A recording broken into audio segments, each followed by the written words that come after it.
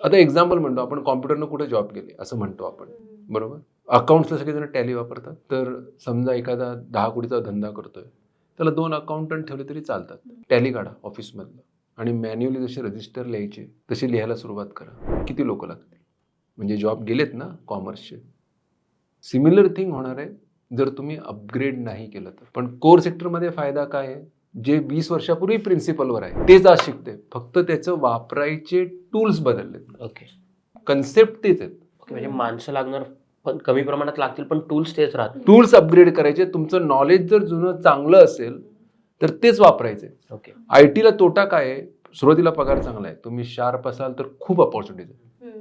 म्हणजे मी अजिबात डिनाय करत नाही, त्याच्यासारख्या अपॉर्च्युनिटीज आता कुठंच नाही आहेत आणि विथ AI कमी. पण तुम्हाला दर 3 वर्षांनी टेक्नॉलॉजी बदलते. हो.